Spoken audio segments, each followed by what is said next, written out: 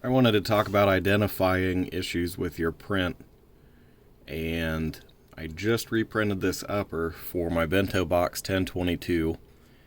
I don't know how well it's going to show up on camera, but I got some under extrusion. You kind of see these lines that are going through.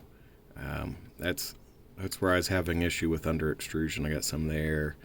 You notice up here it looks pretty solid along the top. What had happened, I was printing in this orientation, and when I set my initial layer height, I had it too close to the bed, and I didn't check it. I hit start, I walked away, and I didn't check on it again until the print was done. By that time it was already too late. Having the nozzle too close to the bed causes the filament to kind of back up into the feed throat a little bit, and that extra pressure just keeps pushing filament further and further up into the nozzle.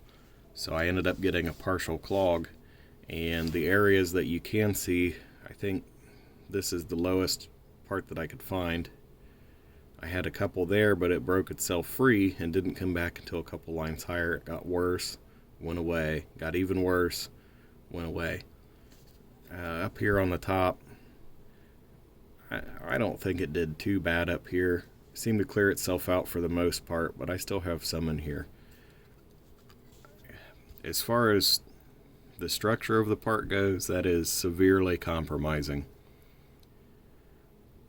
And you have to decide when you're printing structural parts like this, are you willing to risk your safety for the sake of not reprinting this part again?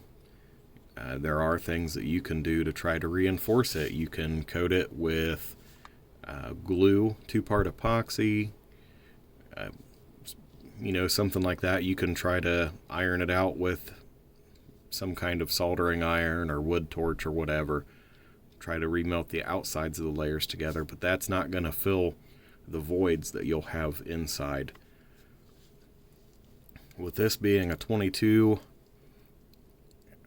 I think I'm just going to coat it with 2-part epoxy. I'll use the XTC 3D. It's really thin, it flows easy.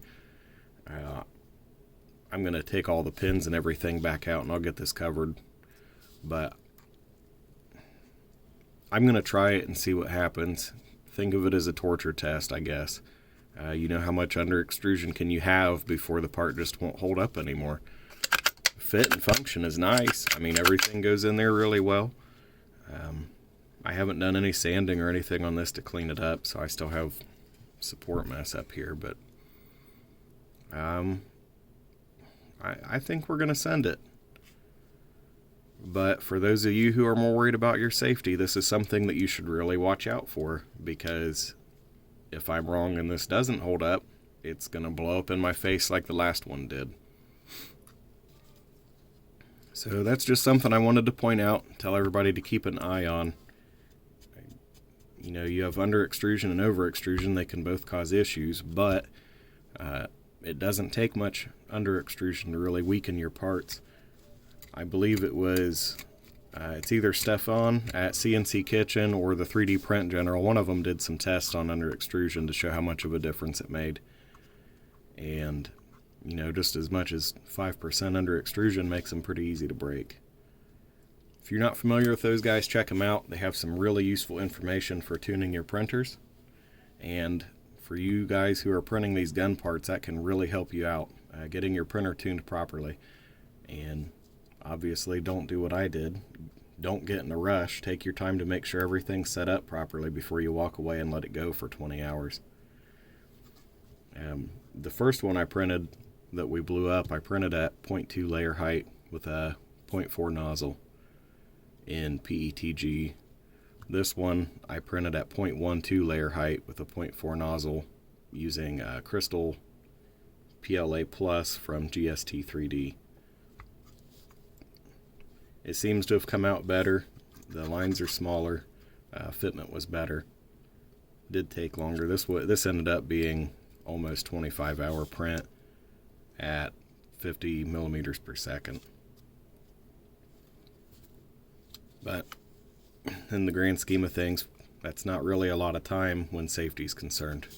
So use your best judgment, make your own decisions, and good luck.